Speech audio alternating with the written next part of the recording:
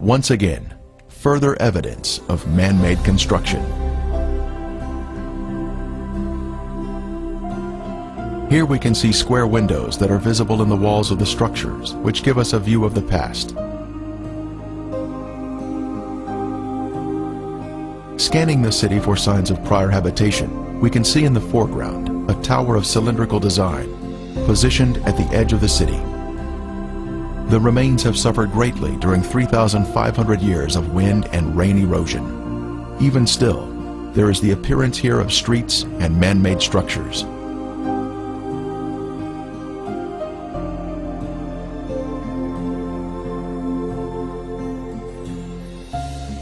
Here in the foreground, we have a conical shape, resting on a raised area.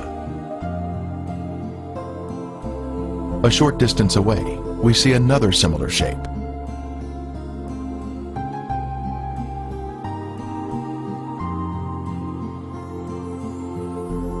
As we pan across the city, we can see in the distance an arched doorway that exhibits a symmetrical shape, even to this day.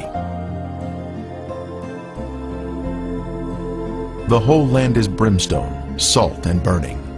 It is not sown, nor does it bear, nor does any grass grow there, like the overthrow of Sodom and Gomorrah, Admah and Zeboim, which the Lord overthrew in his anger and his wrath. More anomalies are found in the cities. In this case, we have a large hardened clump of material that we broke open, revealing layers of previously heated material, including gypsum crystals, created by the combination of limestone and sulfur. From the intense heat, various objects were melted in the cities. Here we have some material that was boiling on top, while the remainder of the substance pooled at the bottom, creating a solid base. A very unusual find here, but just another strange anomaly not found in other areas of the country.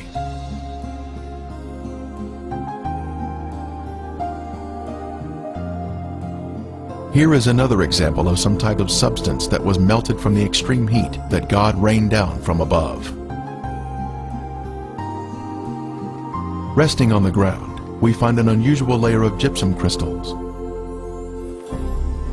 Underneath the crystals is a layer of white gypsum, then gray ash, all of which was created by the great conflagration of heat, which consumed these sinful cities along the Dead Sea.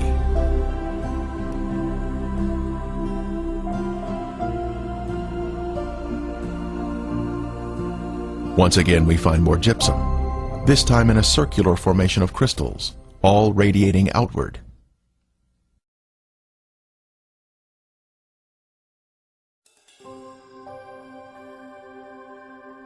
Then the Lord rained brimstone and fire on Sodom and Gomorrah, from the Lord out of the heavens. Brimstone. Our first sample was found here, having been washed down from a higher location. This is the heavenly marker left behind, which proves the sites to be the real Sodom and Gomorrah. Ron Wyatt was the original discoverer of these cities in 1989, and he now describes the brimstone found here. Okay, we're down at Sodom and Gomorrah still. Right in front of you see some unusual looking spots on this, shall we say, layer of ash. It's not stone, it's ash. Now we'll move in for a close-up of this. And you can see that they're kind of circular shaped places.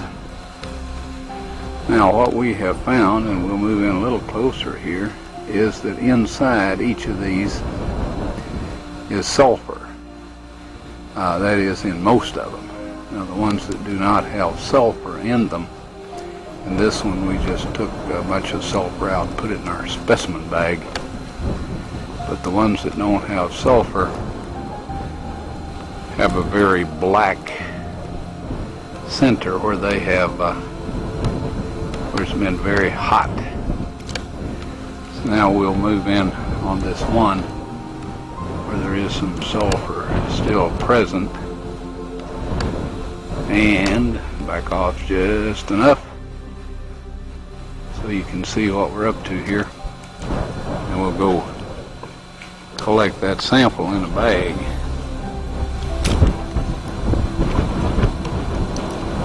Before I started using this knife, it was very, very sharp.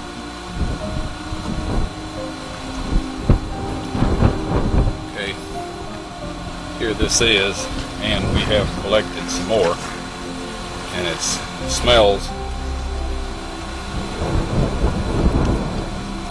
and tastes like sulfur.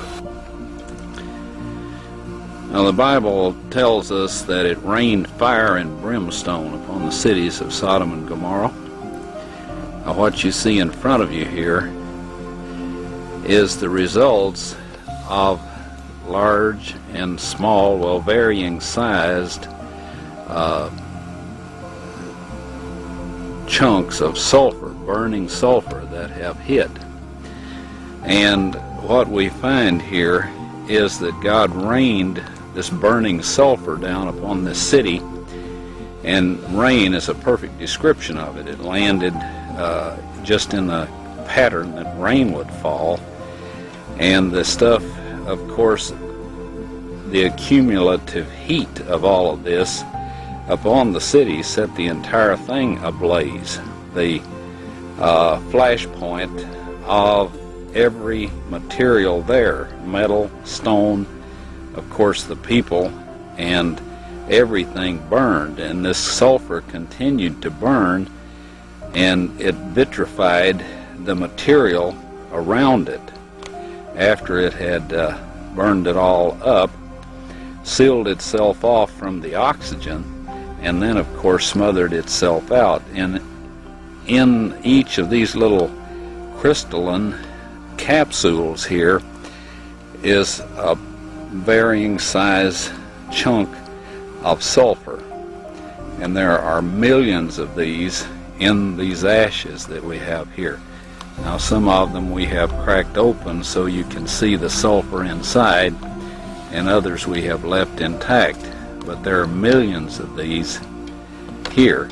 So this shows that God indeed rained fire and brimstone upon these cities. And if you look in your dictionary under brimstone, you'll find that it is sulfur.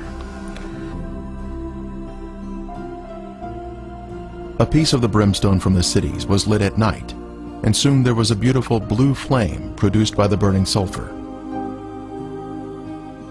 A very strong aroma of sulfur filled the air, and was overpowering if one directly breathed the fumes.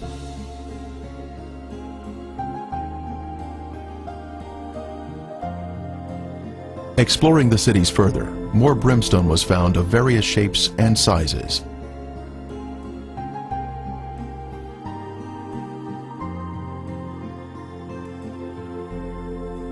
Several samples had been washed down to areas below and were added to our growing collection.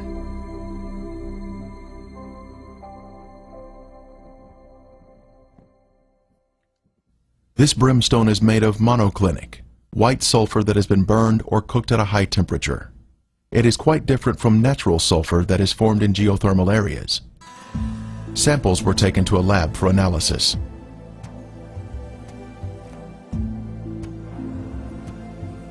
Each specimen was carefully separated and prepared for testing, with the outer portion cast aside.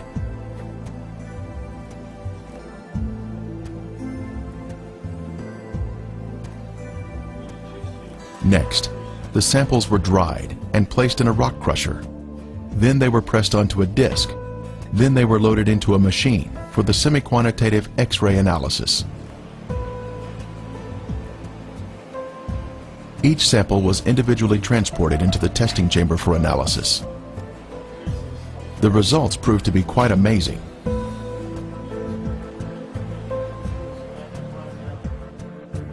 As the samples were found to be 98% pure sulfur, unlike any other sulfur found on Earth.